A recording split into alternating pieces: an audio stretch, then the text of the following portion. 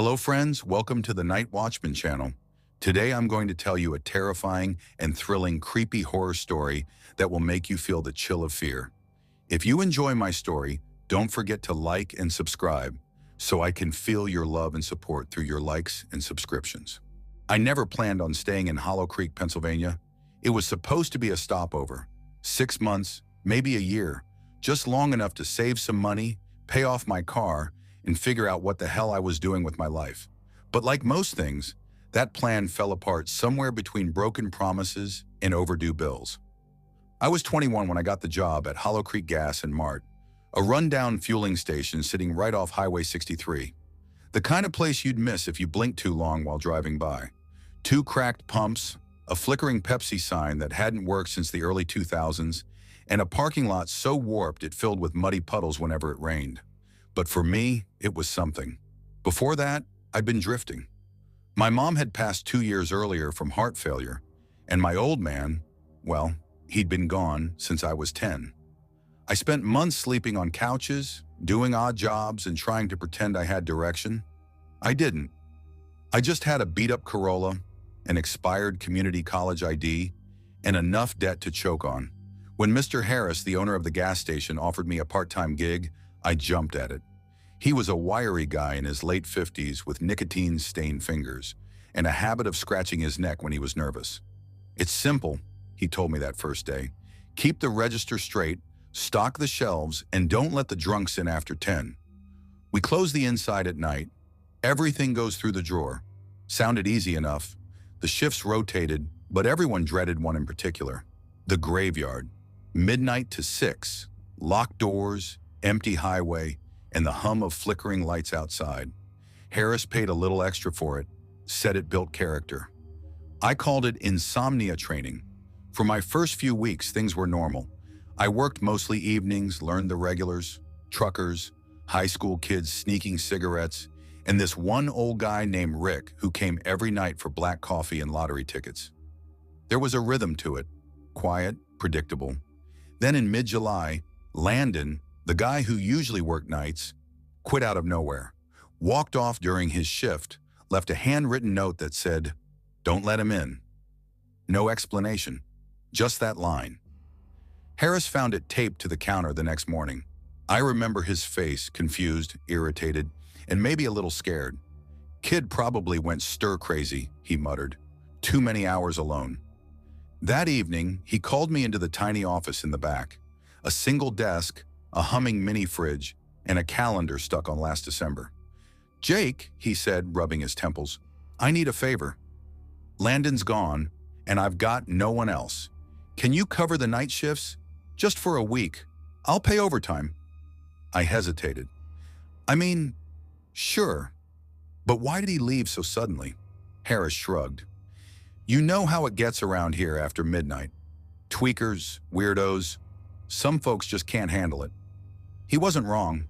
Hollow Creek sat between 2 half-dead towns, the kind of stretch where people disappeared for a weekend and came back hollow-eyed, smelling like gasoline and bad choices. But I needed the cash, so I said yes. The first night wasn't bad. Boring, mostly. I brought my headphones, played old playlists, and kept myself busy restocking shelves. Around 2 a.m., a couple of truckers came through, paid for gas, and went on their way. Easy. The second night, same story. Just loneliness and the buzzing of the fluorescent lights that made your brain feel like it was vibrating. But the third night, that's when everything changed. It was a humid Thursday, air thick enough to chew. The sky looked bruised, heavy with storm clouds. I started at 10 p.m., clocked in, and watched the last of the day customers fade away into the dark. By 11:30, the rain started, soft at first, then hammering the roof in steady waves. The station always smelled worse when it rained, like wet concrete and spilled diesel. Around midnight, I was behind the counter scrolling through my phone when a pair of headlights cut through the downpour. A red Ford F-150, old, rust around the wheel wells. It pulled into the lot too fast, skidding slightly before stopping at pump 4. The engine kept running. I waited. 30 seconds. A minute. No one got out. Then the door opened and a man stepped out. Tall, maybe mid-30s, wearing a soaked denim jacket and jeans.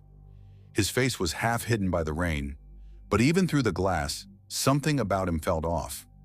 He walked up to the locked door and stood there dripping, just staring at me. I lifted my hand and pointed to the service drawer. "Hey man," I called through the glass, "you gotta use the window." Stores closed inside. He didn't move, didn't speak. His eyes tracked me slowly, like he was studying something fragile. After a moment, he tilted his head. "You're not Landon." The words hit harder than they should have. My stomach tightened. "No," I said, forcing a laugh. "He quit a few days ago." The man's lips twitched into a small grin. "Yeah, he said he would." That stopped me cold. "You knew him?" He nodded once. "He promised me something." "What kind of something?" The grin widened. "A trade. He said I could come back for it," I swallowed. "Listen, man, I think there's a mix-up. Whatever he told you, I don't know anything about it." His smile vanished. He pressed one palm against the glass, leaving a wet handprint that smeared down the window. His fingernails were filthy, black with grease, or something darker. "Don't lie to me," he said softly. "He told me it'd be in a brown paper bag." My throat went dry. I took a step back, glancing at the phone on the counter. "There's nothing like that here, I swear." He stared at me for a long moment. Then slowly his grin returned. "You should have left it alone, Jake." He turned and walked back toward his truck. Relief hit me for a second, until I noticed what he was doing. He wasn't grabbing the gas nozzle to fill his tank. He was pouring it over himself. Gallons of it. Soaking his clothes, his hair, his arms. "Hey!" I yelled, slamming the intercom button. "Stop that! Stop it right now!" He didn't even flinch. When the last of the gas splashed to the ground, he pulled something from his pocket, small silver, a Zippo lighter. "Jesus Christ!" I hit the emergency shutoff switch. The pumps clicked off instantly, but it was too late. He looked right at me through the rain. "He said the fire would wash it clean." Then click. The lighter flared. The next few seconds blurred. A roar of flame, a flash of orange light, the sound of screaming, his and mine. He stumbled backward, fully engulfed, laughter twisting through the rain like static. His body slammed against the locked doors, leaving a smear of burning fuel across the glass. I grabbed the extinguisher, but the fire spread too fast, devouring him, the truck, the puddles. When the sirens finally echoed through the night, he was already a heap of smoldering black. They found his body near Pump 4, charred beyond recognition. The cops questioned me for hours, said his name was Daniel Cross, a local addict with priors for arson and assault.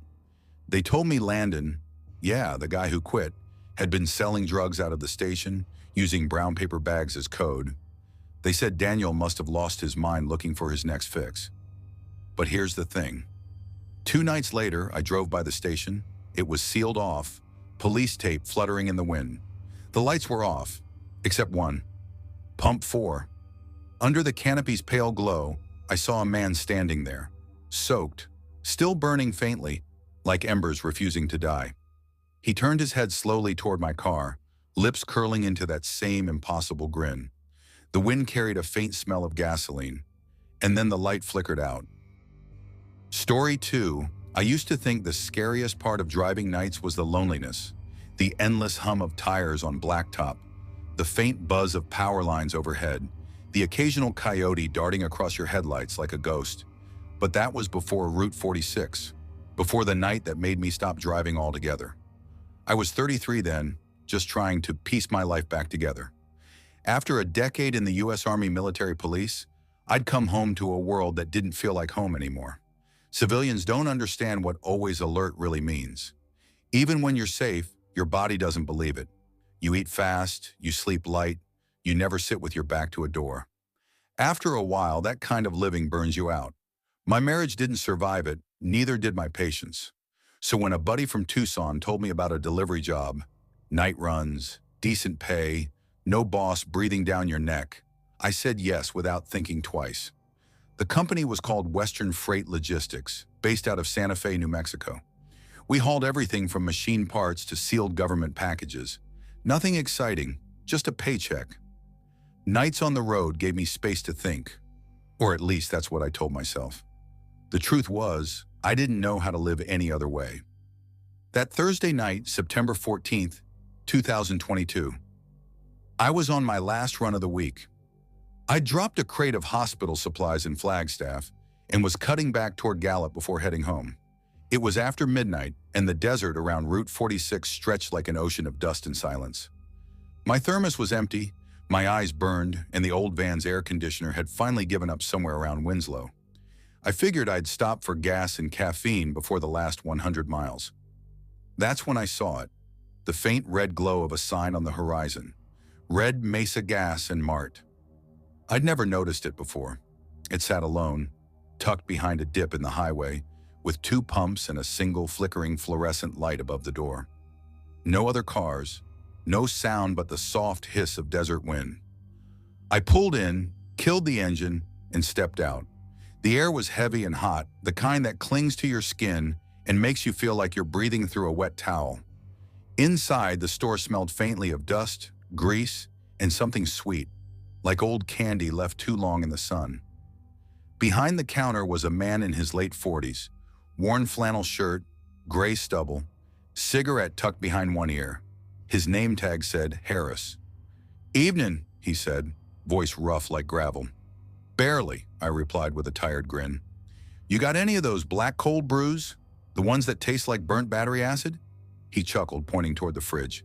"If you find one that ain't frozen solid, it's yours." I grabbed a can, paid, and leaned on the counter while he rang it up. "Quiet night," I said. He nodded. "Always is. Most folks don't drive this stretch anymore." "Not since the fire," I asked. He looked at me for a long moment, then shrugged. "Old station about 5 miles east, burned down a couple years back. Nobody really talks about it much." Something in his tone made my stomach tighten. "Bad one?" He hesitated, then said, "Lady who worked nights didn't make it out." Real shame. She'd been here 15 years. Folks said she used to keep a silver lighter on her, engraved with her initials. They never found it. Before I could ask more, a sound cut through the silence, metal scraping from outside near the pumps. Harris frowned. "You expecting anyone?" I asked. He shook his head. "Not at this hour." We both turned toward the glass doors. At first, I thought it was a trick of the light, a shape moving between the pumps. Then I saw it clearly, a man tall and thin, wearing a dark hoodie despite the heat. He stood facing the building, head tilted, perfectly still. "Probably just some drifter," Harris muttered, but his voice didn't sound sure. The man stepped closer, his movements stiff, almost mechanical. His face was hidden by the hood's shadow. I took a step toward the door. "Hey," I called. "Store's closed." No reaction. Harris sighed, reaching under the counter. "I'll handle it." He pushed through the door, his boots crunching on the gravel. "You need something, buddy?" he asked. Still nothing. Then as the lights above the pumps flickered, the man raised his head and smiled. Not a normal smile. It was wrong. Too wide. Too still. Like his face had been carved into that expression. "Sir," Harris said again, voice sharper now, "you need to leave." The man tilted his head. Then he whispered something, too soft to hear through the glass. Harris froze. I stepped forward, but before I could open the door, the lights went out. All of them. The store, the pumps, everything swallowed by black. "Harris?" I called, fumbling for my phone's flashlight. No answer. I swung the beam toward the lot. The space where Harris had been standing was empty. The stranger was gone. My chest went tight. I grabbed my keys and backed toward the counter. "Nope," I muttered. "Not tonight." As I turned to leave, something clattered behind me. A can fell from a shelf, rolling across the tile until it hit my boot. I shone the light down and saw the footprints, fresh, wet, leading from the back door toward the counter. Every instinct in me screamed run. I sprinted for the door, shoved it open, and dove into the driver's seat. My hands shook as I jammed the key into the ignition. The engine roared. Headlights flooded the lot, and there he was. The hooded man stood right in front of the van, eyes catching the light, grin still stretched across his face. I slammed the horn. "Move!" He didn't flinch. Then as I blinked, he was gone. Just gone. I floored it out of there, tires spitting gravel. My pulse hammered against my ribs. I didn't stop until I saw flashing red and blue lights ahead, a sheriff's cruiser blocking the road. I slowed, rolled down the window. The deputy, a broad man with a thick mustache, walked up, flashlight in hand. "Evening," he said. "You coming from eastbound 46? "Yeah," I said, voice shaking. "Red Mesa Gas." "Something's wrong there, the clerk." He frowned. "Red Mesa?" "Son, that place burned down 3 years ago," I froze. No, it didn't. I was just there." "Talk to the guy." "Harris." The deputy's face softened. "Harris Reed? He was the one who owned it. Died in the same fire as the woman working the counter." My stomach dropped. "They say the power shorted out one night," he continued quietly. "Caught the pumps. Whole place went up before anyone could call for help." I stared at him, unable to speak. He sighed. "Long night, huh? There's a rest stop up ahead. Pull in, get some sleep. Road'll make you see things if you don't." I nodded numbly and drove on. The rest stop never came. Instead, after maybe 10 miles, the highway stretched empty again. Just sand and stars. I finally pulled over near an old billboard, trying to calm my hands.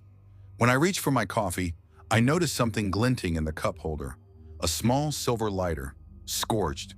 The engraving was faint, but clear enough. I stared at it until the sun started to rise over the desert. And in the side mirror, for just a second, I saw them. 2 figures standing by a gas pump that shouldn't exist anymore. 1 man, 1 woman. Both watching me drive away. That was the last night I ever worked a delivery route. Now, whenever I pass a lonely stretch of highway and see a red flicker on the horizon, I look the other way. Because some places don't burn out, they just wait. Story 3, I used to think nothing bad ever really happened in small towns. Sure, you'd hear stories, break-ins, weirdos at the truck stops, the occasional missing dog. But those things always happened somewhere else, somewhere farther. Not in a place like Hollow Creek, Nevada, where the loudest sound most nights was the whistle of a passing freight train or the buzz of a neon sign fighting to stay alive. I was 25 when I moved there, trying to get away from the noise of the city and from everything that came with it. Rent I couldn't pay, a breakup that left me hollow, and the kind of loneliness that makes you start counting ceiling cracks at 3 in the morning just to feel something. My Uncle Ray lived in Hollow Creek. He wasn't really my uncle, more like a family friend who used to babysit me when I was a kid. When I called him asking if there were any jobs in town, he said, "Gas station needs a night guy. You breathe, you're hired." That's how I ended up at Hollow Creek Fuel Stop, a rusted single-story building off Route 93. 1 register, 6 pumps, 2 cameras that half worked, and a bell over the door that rang like a cry for help. The manager, Deb, was in her 40s. Tough, chain-smoking, with a voice like gravel, and an attitude that said she'd seen too much to be impressed by anything. On my first night, she tossed me a ring of keys and said, "Keep the coffee pot full, don't let the pumps freeze, and for God's sake, lock the doors after midnight. We had some incidents last year." "Incidents?" I asked. She blew smoke out the side of her mouth. "You'll be fine, kid. Just stay inside after 12. That was her version of comfort. At first, I liked the night shift. There was a peace to it, a kind of quiet that cities never have. I'd sit behind the counter with my earbuds in, half listening to old podcasts, while the fluorescent lights hummed above me. Outside, the desert stretched for miles, endless and flat, the kind of dark that makes your own reflection in the glass feel like company. Most nights were uneventful. Truckers stopping for caffeine, locals grabbing cigarettes. One regular, a tired-looking guy named Eddie, came in almost every night for a cup of black coffee and a scratch-off ticket. He never said much, but he always nodded on his way out. Then there were the weird ones. Every gas station has them. People who didn't belong, the ones whose smiles don't reach their eyes. The night it happened, the air felt off from the start. Cold, heavy, like the sky itself was holding its breath. It was 12:37 a.m., and I was restocking the cooler when the bell over the door jingled. At first glance, the guy looked normal enough. Tall, maybe 6 foot, mid-30s. Wore a blue hoodie with the drawstrings pulled tight around his face. But what caught my eye were his hands. Pale, twitchy, fingers flexing like he was trying to shake something off. "Hey there," I said, trying to sound casual. He didn't answer, just nodded slightly and walked past the counter toward the back hall. I glanced at the monitor on the counter. The camera above the bathroom showed him standing still outside the men's room door. He didn't move for a good 10 seconds, just stood there. Then he went in. Weird, but not the weirdest thing I'd seen. A few minutes passed, then 5, then 10. No one else came in. The silence started to stretch, the kind of silence that makes your skin itch. I finally set my phone down and called out, "Hey man, you all right in there?" Nothing. Another minute went by before the door creaked open. He stepped out slowly, hood still up, face red like he'd been holding his breath. He walked up to the counter, avoiding eye contact. "Hey," he said, voice low. I think I messed up your bathroom." I frowned. "What do you mean messed up?" He smiled, or tried to. It didn't look right. "Clogged it. Real bad. I can fix it if you've got a plunger." Something in his tone made me uneasy. Too apologetic. Too eager. "It's fine," I said. "I'll take care of it." No. I don't want to leave it like that," he insisted, stepping closer. "Just show me where the plunger is." "Seriously, man, it's fine." He stopped. His expression flickered. Irritation, maybe even excitement. Then calm again. "Okay," he said softly. "If you say so." He turned and started wandering toward the cooler. I exhaled and headed toward the bathroom, plunger in hand. The door was slightly ajar. When I pushed it open, the first thing I noticed was the running faucet. The sink was overflowing, water dripping onto the tile. The mirror was fogged, like someone had been breathing close to it. The toilet looked stuffed, paper towels jammed deep, soaking through. I leaned closer, muttering, "What the hell?" Then I heard it. Soft footsteps behind me. I turned fast. He was there, at the end of the hallway watching, just standing, still as stone. "You weren't kidding," I said, forcing a shaky laugh. He tilted his head, slow, unnatural. "Told you it was bad." "Yeah, don't worry about it. I'll clean it later." He took one step forward. "You sure you don't need help?" Something about the way he said help made my stomach twist. I tightened my grip on the plunger. "I'm sure." We stared at each other for what felt like forever. Then suddenly he smiled. Wide. Too wide. "All right then," he said softly. He turned and walked back toward the front, grabbed a bottle of Gatorade, and set it on the counter. "That'll be $2.75, I muttered. He slid a crumpled 5 across the counter, his cold fingers brushing mine. Then he leaned in slightly and whispered, "You should really lock your doors after midnight." I blinked. "They are locked." He grinned. "No, they're not." He walked out before I could speak. I looked at the front door and felt my stomach drop. The deadbolt was open. I locked it immediately, hands shaking. The rest of the night crawled by. Every sound, the hum of the fridge, the creak of the floor, felt amplified. I called Deb twice, no answer. I even texted her. Some guy came in acting weird, said I should lock up. She didn't reply until sunrise. "We'll check the cameras. Go home and sleep." When I came in the next night, she looked uneasy. "The footage cuts out," she said.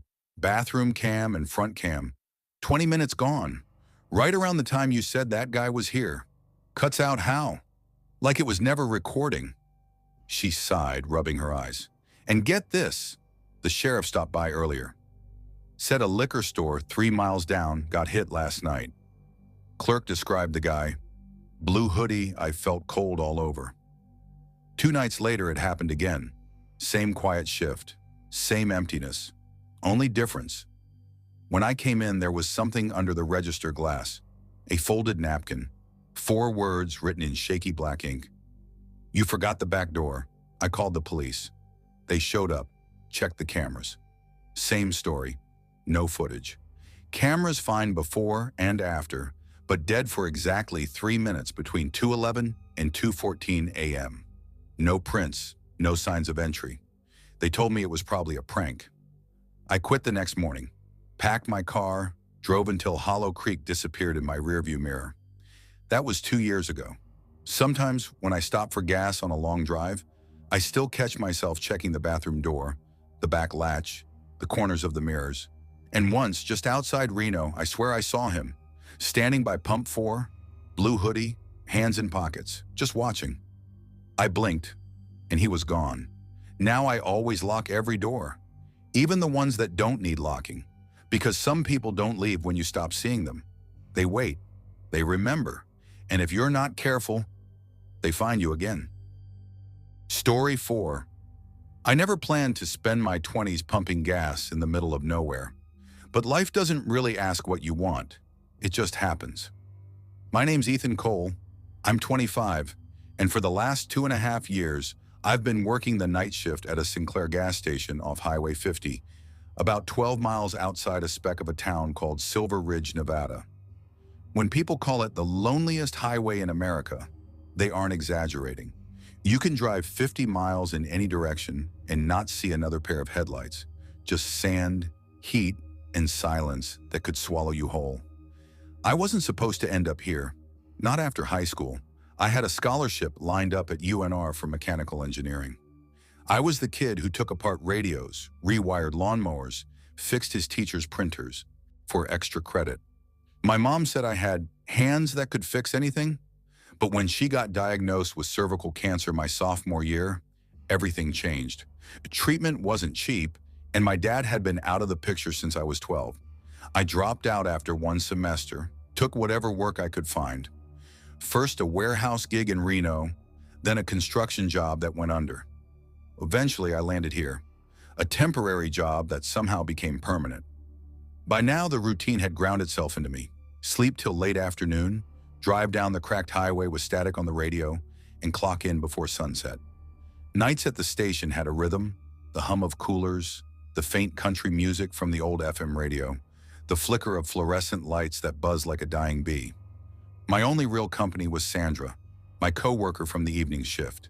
She was 38, divorced, raising a teenage daughter. She called me kid, even though I wasn't much younger. Sandra had a dry wit in this way of cutting through small talk like she'd already heard every story twice. That Thursday in August started like any other, quiet, hot, and hopelessly still. The asphalt shimmered in the heat. The smell of gasoline hung thick in the air. Sandra was counting the drawer, humming under her breath when she said, "You ever think about leaving this place, Ethan?" I smiled weakly. "Every damn night." "Then why don't you?" "Because bills don't pay themselves," I said, wiping down the counter. "You're too smart to rot under these lights," she muttered. "Places like this eat people alive.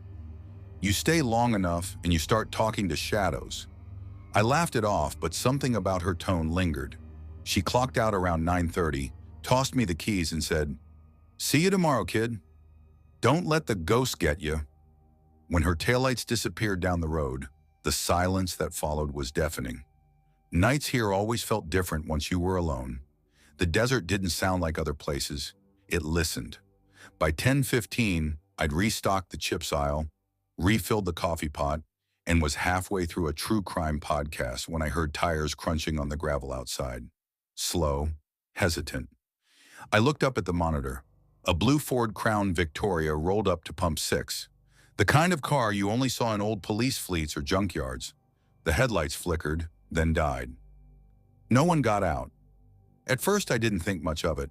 Maybe the driver was calling someone. Maybe just tired.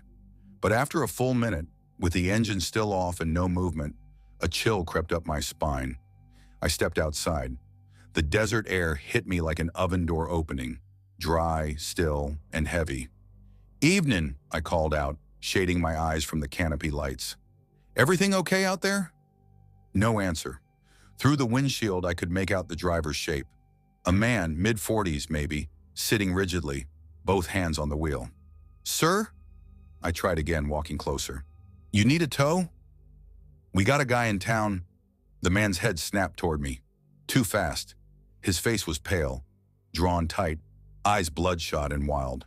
"I'm fine," he said. His voice was barely a whisper, like his throat had been sandpapered. I froze mid-step. "All right, just checking." He didn't blink, didn't move, just stared. My flashlight swept the inside of his car, and that's when I saw it. Something under a gray tarp in the back seat. Something that didn't belong. At first I thought it was luggage.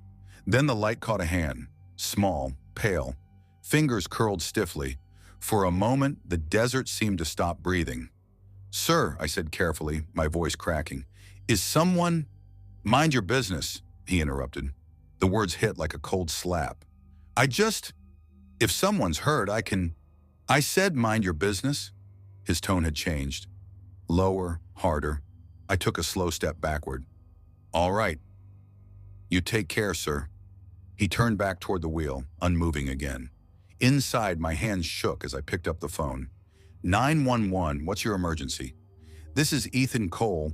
I'm at the Sinclair off Highway 50 near Silver Ridge. There's a guy here in a blue Crown Vic. He's got something in the back seat. I think it looks like a person, maybe a child. Can you describe the vehicle's plate? Starts with 5HL. Hold on. I glanced up. He was still there. Head turned slightly toward the window, like he could hear me. "I think he knows I'm calling," I whispered. "Stay inside," the dispatcher said. "Units are on their way." "Keep the doors locked." I hung up but didn't move. Minutes passed, every second dragging like it wanted me to break. Then, headlights. 2 sheriff SUVs rolled up quietly, lights off. Relief flooded through me. The man saw them too. His door flew open. He bolted into the desert. Deputies shouted, chasing him down. Another officer yanked open the car door, pulled off the tarp. A little girl, maybe 8, pale, shaking, but breathing. "Got her!" one of them yelled. "We've got her alive!" They caught the man 200 yards out, near a patch of dry brush. He didn't fight much, just looked back toward the station as they cuffed him, looked right at me. His eyes were wrong, not angry, not afraid, knowing. Later they told me the girl had been missing for 4 days, from a town 90 miles north. They said I probably saved her life, but when the sheriff thanked me, his voice sounded far away. I couldn't shake that look the man gave me. For weeks I tried to move on. New locks, new cameras. Corporate even sent a letter of commendation. But the nightmares started soon after. I'd wake up hearing tires on gravel, the jingle of the doorbell, that voice whispering, "Mind your business." Then came the cameras. It was a Tuesday night, slow shift. I was half asleep behind the counter, flipping through the new security feed on the monitor. Camera 1, pump 6, empty. Camera 2, interior. Me, bored, alive. Camera 3, lot view. That's when I saw it. A figure, standing just behind the pumps, still, watching. I blinked, leaned closer. The shape didn't move, didn't breathe, just stared. I ran outside, flashlight shaking. Nothing. Empty lot. Only wind and sand. When I came back in, the camera feed was normal again. The next night, it happened again. Same figure, same spot. Pump 6. Sometimes closer. Sometimes so near to the window that I could almost make out the reflection of eyes. I told the sheriff. He said it was probably dust or lighting glitches. "You're just rattled, son." Maybe he was right. But every night since, I've seen those prints outside the door. Footprints that don't match mine. Dry, clear, fresh. A few nights ago, the power flickered. When the lights came back on, the words "Mind your business" were written in grease across the glass door. Security footage showed nothing. No one there. Just me, staring at the door like I'd already read it before. Now I leave the cameras off, because deep down, I know what I'll see if I turn them on again. That car, those eyes, standing under the buzzing light of pump 6, waiting, and when the desert wind gets quiet enough, I swear I can still hear him whisper, "Mind your business." Story 5. I never planned on working at a gas station off Highway 212, but that's where I ended up. Stuck behind a counter in a town most people only see through a bug-splattered windshield. My name's Evan Ross, 26, and for the past 3 years, I've been doing the night shift at Harper's Fuel and Mart, a lonely stop about 6 miles outside of Hollow Creek, Montana. It's the kind of place where the neon sign hums louder than the traffic, and the only regulars are truckers too tired to talk or locals too broke to leave. I tell myself it's temporary, just until I save enough to move somewhere better. But time doesn't pass a normal out here. It stretches like gum pulled too thin. I used to have plans once. I was going to study automotive design in Portland. Even got accepted. But life doesn't care much about plans. My dad got into a logging accident my senior year. Crushed ribs, busted spine. After that, college turned into hospital bills. Mom started drinking heavy, and I started working whatever jobs I could. I told myself I'd stay a year, maybe two. Then Dad passed, Mom moved in with my uncle in Oregon, and somehow I never left. The job itself isn't terrible. You restock shelves, mop up spilled soda, count cigarettes, and try not to think too hard about what your life could have been. Nights are quiet, too quiet sometimes. After midnight, the radio static starts sounding like whispers, and you catch yourself staring at the reflection in the glass just to feel like someone else is there. That night, the one that changed everything, started like any other. It was early February, the kind of cold that makes your bones ache. Snow had been falling since dusk, and by the time I clocked in at 10, the parking lot looked like a blank sheet of paper. "Yo, Evan," said Marcus, the guy from the evening shift. He was pulling on his heavy brown coat, rubbing his hands. "Storm's getting rough." "You sure you're good here alone?" I smirked. "Yeah, man. Not like we get a rush hour at 2 a.m. He chuckled. "Fair. Lock the doors after midnight, yeah? Saw on the scanner some guy's been robbing small stores off the highway." "Noted," I said. "Stay safe out there." He waved and stepped into the snow, his boots crunching as the door swung shut behind him. The bell above the frame gave a lonely jingle before silence swallowed the place whole. The hours crawled. I wiped down the counter twice, restocked jerky, even changed the coffee pot just to feel useful. Around midnight, the storm really started howling. The wind pressed against the glass like it wanted in. The lights outside flickered now and then, and the neon open sign buzzed like a dying fly. I poured myself a cup of coffee, the bitter, overcooked sludge that passed for caffeine, and leaned on the counter scrolling through my phone. It was past 1 when I saw the glow of headlights through the curtain of snow. At first I figured it was a snowplow or a semi pulling off to rest, but then I saw it. A dark blue sedan, older model, creeping into the lot. It didn't stop at the pumps.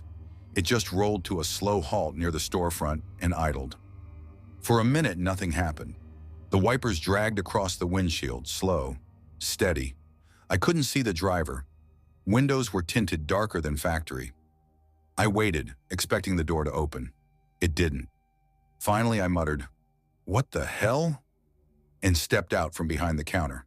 The automatic doors slid open with a hiss. The cold hit me like a slap, cutting through my jacket. The engine still rumbled. Then just as I took a step closer, the headlights flicked off. The engine died.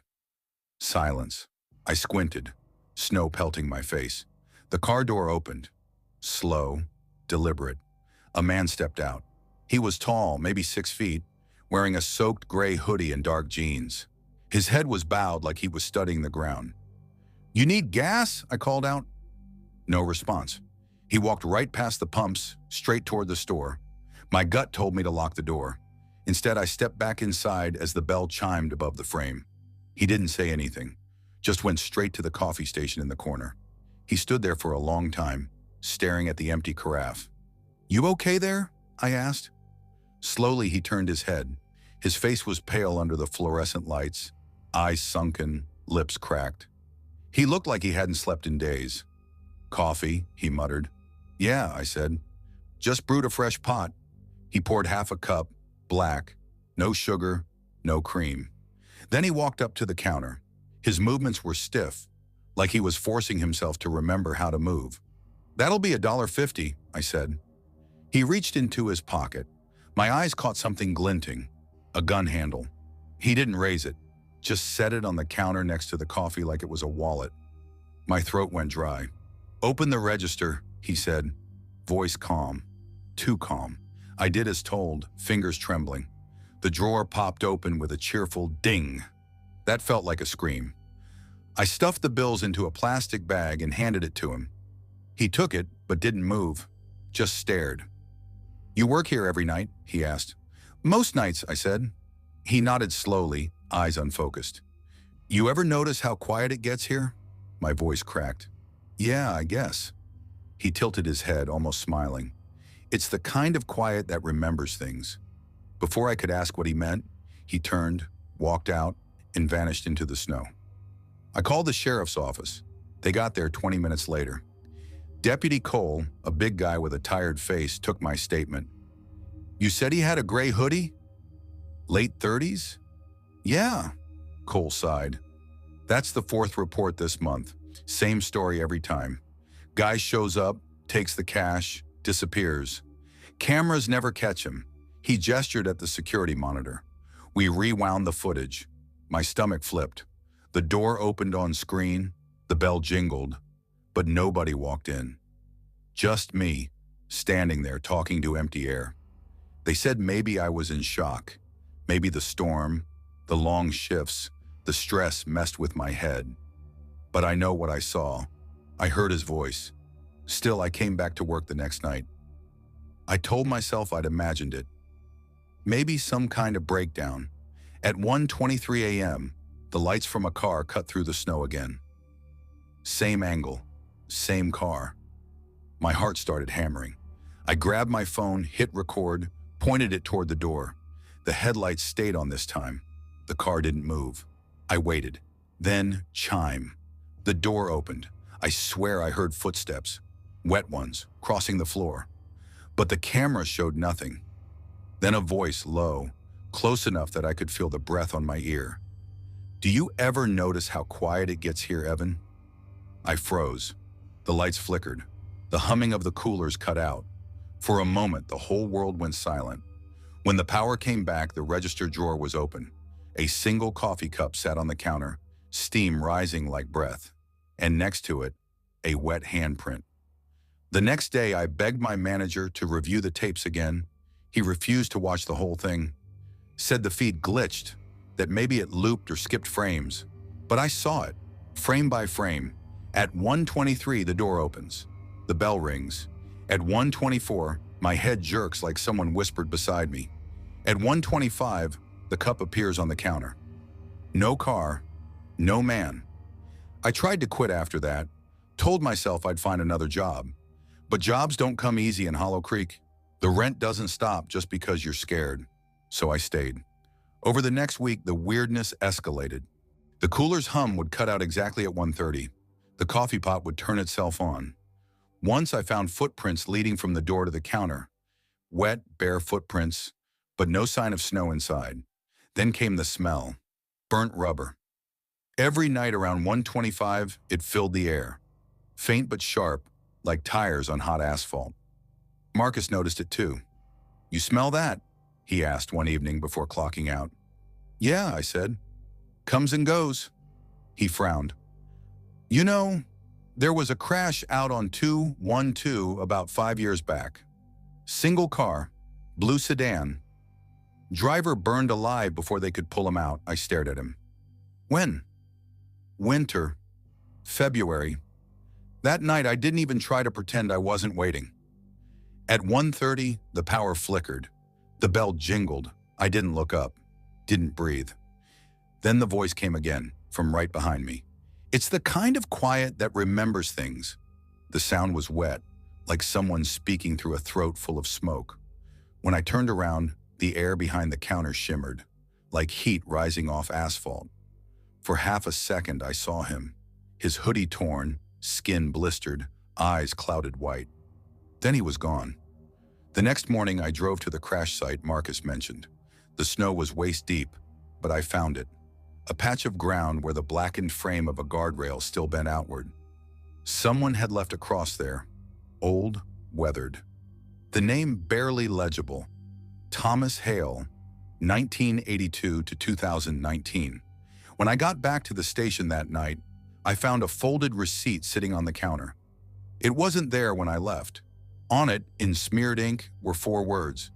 "Do you remember me?" I didn't last much longer after that. 2 weeks later, I packed what little I owned and drove west. I didn't tell anyone goodbye. I just left. But sometimes, on long drives, I'll stop for gas at some quiet roadside station, the kind where the lights flicker and the air smells like old coffee. And every time, when the wind hits the glass just right, I swear I hear that bell. Story 6. I never planned on being the kind of guy who drove through the night for work, but that's what life turns you into when you run out of other plans. My name's Ethan Cole, 31 years old, and I work as a field engineer for a mid-sized telecom company based out of Tulsa, Oklahoma. It's not a glamorous job, mostly fixing busted relay towers, repairing rural signal boxes, and crawling through mud just to tighten a few corroded bolts. But it pays steady, and after my breakup last spring, the quiet drives felt easier than empty apartments. I'd been on the road for about 2 weeks that November, covering repair sites across the southern Midwest. Most days were routine: early starts, long drives, bad coffee.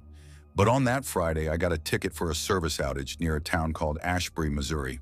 Population? Maybe 500 on a good day. My supervisor said it'd be a quick fix.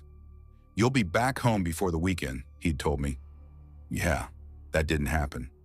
By the time I reached the site, the sun was low behind a wall of gray clouds. The tower sat on an open ridge surrounded by flat farmland and windmills that groaned when the gusts picked up. I finished the job just as the first drops of rain started to fall. It was one of those cold rains that felt like it could turn to snow if it wanted to. I packed up my tools, climbed into my truck, and checked the GPS. The route home showed a 4-hour drive if I stuck to the highway, but there was a smaller road cutting south through farmland, a shortcut that could save almost an hour. I hesitated. My gas was low, quarter tank, maybe less, but the GPS marked a service station 20 miles down that road. "Good enough," I muttered. It's always the shortcuts that bite you. The rain thickened into a steady sheet, my wipers squeaking in tired rhythm. There were no other cars, just endless rows of bare trees and the occasional farmhouse light flickering through the mist. My phone signal dropped to 0. I turned off the radio after it started crackling. Somewhere past midnight, the fuel light came on. My stomach tightened. I hadn't seen that station yet. The rain blurred everything beyond my headlights into a gray smear. Then through the downpour, I spotted something, a glow, faint and flickering. Neon. As I got closer, the letters came into view. Ashbury Junction Gas and Diner. The sign buzzed weakly, the word diner half dead, the R sputtering like it couldn't make up its mind whether to stay lit. I pulled in with a sigh of relief. The place looked ancient. 2 old pumps, a single canopy light swaying in the wind, and a diner attached to the side with fogged windows. My tires crackled over gravel as I parked by the first pump. The rain eased up just enough for me to hear the ticking of the engine. I stepped out, jacket collar pulled high. The air smelled faintly metallic, mixed with wet earth and something else. Sweet but sour, like old oil left too long in the sun. The pump was manual, no digital display, just the spinning numbers kind you'd see in old movies. I slid my card into the reader. Nothing. Tried again. "Dead seriously," I muttered. A voice answered behind me.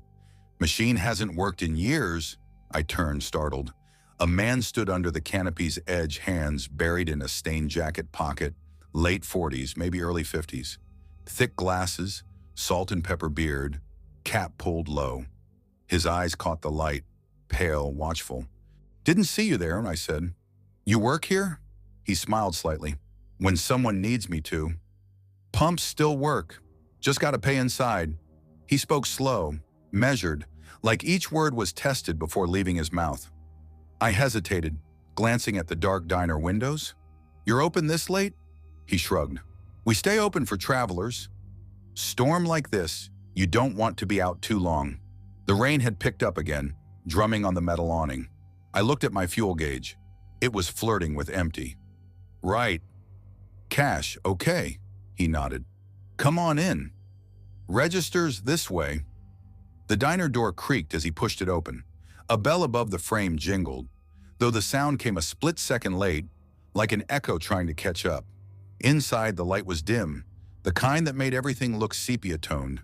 Booths lined the windows, their vinyl cracked and patched with duct tape. The air smelled of burnt coffee, fried food long gone cold, and faint mildew. Behind the counter, a woman stood wiping a glass with a rag that looked older than I was. She had long gray hair tied back in a loose braid, cigarette dangling from her lips. Her eyes tracked me as I walked in.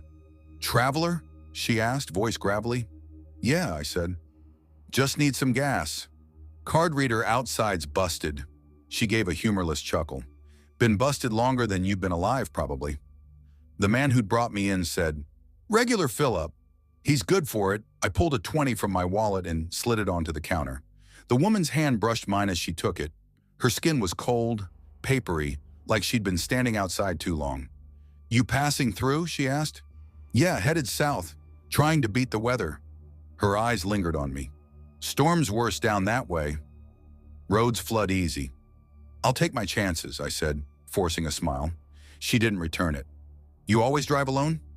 The question caught me off guard. Yeah, work thing. The man nodded slowly, then said, Pump's live. You can fill up now outside. The rain had turned to mist. The pump clicked and hummed as I filled the tank. Every few seconds, I glanced back toward the diner window. The woman was still there, standing perfectly still, watching me. Behind her, I could see the faint outline of the man moving. Except, the motion didn't match the pace of a walk. It was jerky, like old film skipping frames. I blinked hard. When I looked again, he was gone. I tried to shake off the chill crawling up my arms. Probably just tired. The pump clicked, signaling full. I replaced the nozzle and turned to get back in the truck. That's when I saw something. Movement near the edge of the property. Through the fog, figures stood along the tree line. Maybe 5 or 6 of them. Still, watching. I couldn't see faces, just shapes, unmoving. My throat went dry. I climbed into the cab, locked the doors, started the engine. The headlights flared, and in that instant, I saw the man again, standing directly in front of my truck. I hadn't seen him approach. His jacket was soaked, his glasses glinting white in the light. His mouth moved, slow and deliberate, but I couldn't hear a word. I tapped the horn. Nothing. Dead silent. Then behind him, the figures at the tree line began to move. Slowly at first, then all at once, drifting closer, their outlines warping through the mist like shadows underwater. Panic hit hard. I slammed the gear shift into reverse, tires spitting gravel as I backed out. The man didn't move, didn't even flinch, just watched. Then as my headlights swept past the diner, I saw the woman standing in the doorway, cigarette ember glowing bright red. Her lips were moving too, whispering something I couldn't hear. I shifted into drive and floored it. The truck fishtailed before catching traction, engine roaring as I tore down the wet road. I didn't look back until I was miles away. When I finally did, the glow of the neon sign was still visible through the fog. Then, it flickered once, twice, and vanished. Gone. Like the place had been swallowed whole. I hit the highway an hour later and pulled into a brightly lit Shell station, the kind with automatic doors and modern pumps and people who looked alive. My hands were shaking as I paid for more gas and a coffee. The cashier, a kid maybe 19, gave me a funny look. You okay, man? You look like you've seen a ghost. Just tired, I said. Long drive. I sat in the truck for a while, breathing, trying to calm down. That's when I noticed something on the passenger seat. A folded paper receipt, grease-stained, yellowed. The header read, Ashbury Junction Gas and Diner. Route 41. The date? October 14th, 1982. I brought it up to my supervisor the following Monday, trying to laugh it off like some weird prank. He frowned when I mentioned the name. Ashbury Junction? He said. That place burned down ages ago. Family that owned it died inside. Travelers, too. Nobody's reopened it since my stomach turned cold. He must have seen the look on my face because he added, You probably stopped somewhere else. Old signage, maybe. Happens out there. But I know what I saw. I know the smell, the light, the people. And sometimes when I'm driving those empty rural highways late at night, I'll see a faint red glow flicker through the mist. A diner sign. Buzzing softly. And every time, I take the long way home. Because some places don't fade away completely. They just wait. Story 7. I never thought I'd end up back in Hollow Creek, Oregon. Not after everything I did to get out. When you grow up in a small town, the roads start to feel like veins. Same turns, same dead ends, leading you right back to where you started. As a kid, I used to think Hollow Creek was peaceful. The kind of place where nothing ever really happened. But peace has a funny way of turning into silence. And silence can start to feel like something watching you. My name's Eli Harper. I'm 31 years old, and 3 months ago, I moved back home after nearly a decade away. I used to live in Portland, working freelance photography gigs, weddings, real estate, small-time magazine stuff. I wasn't rich, but I was doing all right until my mom's health took a bad turn. After her second stroke, I packed up what I could and drove 6 hours south to Hollow Creek, thinking it'd only be for a few weeks. That was 5 months ago. Bills piled up faster than I could pay them, and freelance work doesn't mean much when you're stuck in a town with one grocery store, one diner, and no Wi-Fi worth a damn. So I took the only night job available, clerk at Hollow Creek Fuel and Mart right off Highway 97, 2 miles past the county line. They called it the Mart, though it was more of a shack attached to 3 ancient gas pumps and a half-broken ice freezer. The manager, Rick Donnelly, was a gruff ex-trucker who smelled permanently like diesel and burnt coffee. "You work nights?" he asked when I came in for the interview. "Yeah," I said. "Doesn't bother me." "Good," he grunted. "Nobody else lasts more'n a week." I figured he meant boredom. Turns out, boredom was the least of it. My shift ran 10 p.m. to 6 a.m. There was no traffic after midnight except the occasional semi or local heading out toward the logging roads. The rest of the time, it was just the hum of the refrigerators, the click of the ceiling fan, and the faint glow of the security screens. The first few nights were quiet, peaceful even. I'd brew coffee, sweep the floor, and flip through old magazines from 2015. Around 1 a.m., I'd step outside for a cigarette, staring at the dense tree line across the road. The forest looked endless, black trunks stretching up into darker skies. Sometimes you'd swear you could see lights in there. Not flashlights, not headlights, just faint glimmers, like someone moving deeper between the trees. I told myself it was logging equipment or distant houses, but Hollow Creek didn't have that many houses left. When I left town at 18, it was already dying. The sawmill closed, the train depot followed, and one by one the stores on Main Street turned into for lease signs. By the time I came back, half the town was boarded up. The high school was still standing, but the windows were fogged and cracked like the eyes of something that had seen too much. My dad had been the town's mechanic before he passed, a quiet man with grease under his nails and whiskey on his breath. He used to tell me, "Eli, if you stay in one place too long, it starts to remember you." I didn't understand what he meant back then, but I think about that line every night I clock in. By my third week, I'd gotten used to the rhythm. 10 to 12, late commuters, truckers refueling, the hum of cheap rock radio. 12 to 2, silence, sometimes broken by the wind against the windows. 2 to 4, drifters, insomniacs, and locals you'd rather not talk to. 4 to 6, road workers, always half asleep and grateful for coffee. It was on my 12th shift that things started to change. It was 1:27 a.m. when I first saw him. The cameras showed the lot empty, the road dead quiet. I was behind the counter counting cigarette cartons when the chime above the door went off. Ding. I looked up. No one there. The glass door was still swinging slightly like someone had just walked through. "Hello?" I called out. Nothing. Then I saw it. Footprints. Fresh, wet, leading from the door toward the back aisle. Heavy boots, leaving puddles that shimmered in the fluorescent light. I followed slowly, heart thudding. The aisle was empty, but halfway down I heard it. A faint dripping, steady and rhythmic, like melting ice. I turned the corner toward the bathroom door at the end of the hall. It was closed. I took a step closer. The dripping stopped. "Store's closing the restroom tonight," I said, trying to sound casual. Pipes busted. A pause, then a voice, low, muffled through the door, said, "Cold. In here." Every hair on my arms lifted. It wasn't the words. It was how he said them, like air passing through frozen lungs. I backed away, trying to rationalize. Maybe someone slipped in before I locked up. Maybe they were just drunk. But when I glanced at the monitor, the door feed showed nothing. No heat signature. No motion. When I checked again 10 seconds later, the bathroom door was open. That same night, around 2:40, the lights flickered. Then everything went black. The store fell silent, except for the wind howling outside. I grabbed my phone flashlight and swept the beam across the shelves. Snacks, coffee cups, dust motes. And then the sound came again. Knock. 3 slow taps. From the back delivery door. I froze. Nobody used that door except for morning deliveries, and it was padlocked from the inside.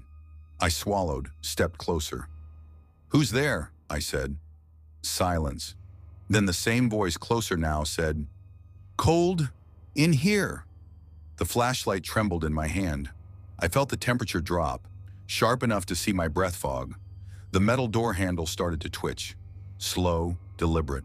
I backed away, stumbled over a crate, and nearly dropped my phone. And then, just like that, the lights came back on. Everything was normal. No one there, no footprints, no sound. I told Rick about it when I clocked out. He stared at me for a long moment, then sighed. "You saw him," he said. "Who?" "The man at Pump 4. "That's not funny." He didn't laugh. He just rubbed his temples. "You ever hear about the freeze back in '97? Fella's truck broke down out there one night. Tried to walk for help. Never made it. Sheriff found him 2 days later by the culvert behind the pumps. They said he'd been knocking on the doors before he died. I tried to brush it off as local ghost talk, but when I drove home that morning, I passed the pumps and noticed something I swear hadn't been there before. A single wet handprint on the glass. I almost didn't go back, but Rent doesn't care about ghosts. The next night, 1:15 a.m., the radio started crackling. Not music, not static, just whispers. Like someone breathing too close to the mic. Then it went silent.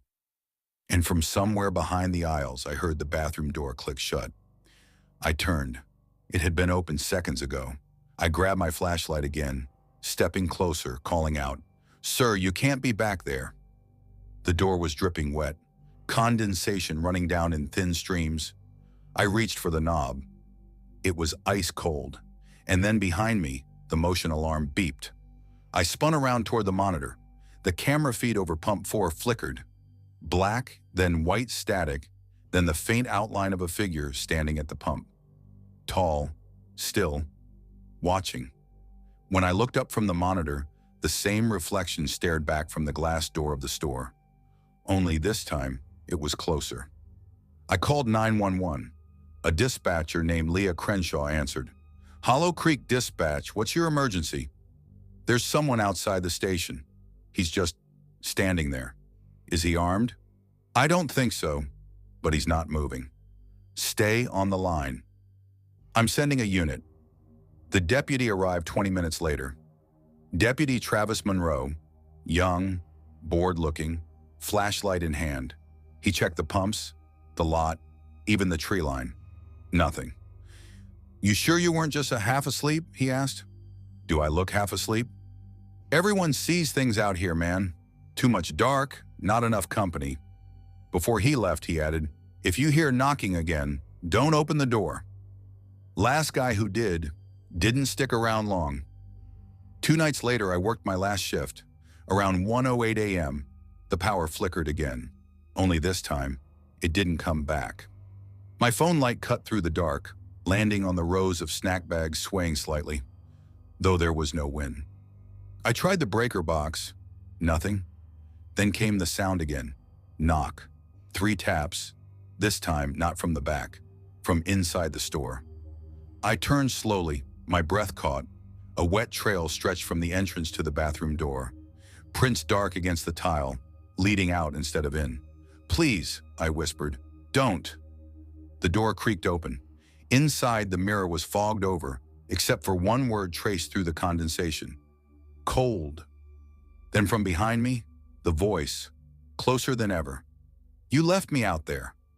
I spun around. Nothing but shadows. And then every window in the store frosted over at once, a sound like bones splintering. The bathroom light flickered, and in that brief pulse, I saw him reflected in the glass. A man in a tattered parka, face pale blue, eyes hollow. He reached for the mirror, and for a heartbeat, his reflection turned, looking straight at me. The light went out. The air rushed from my lungs. I don't remember running, but I remember the sound of the door slamming behind me, my boots slipping on ice, and the road stretching out like an endless black tongue ahead. By the time the deputies came that morning, the store was empty, except for the same footprints melting into the tile, and the mirror cracked straight down the middle. They closed Hollow Creek Fuel in Mart 2 weeks later. Rick said the pipes froze, the wiring was bad, all that bureaucratic cleanup talk. But he couldn't look me in the eye when he said it. I moved to Eugene after that, got a small apartment, started shooting freelance again.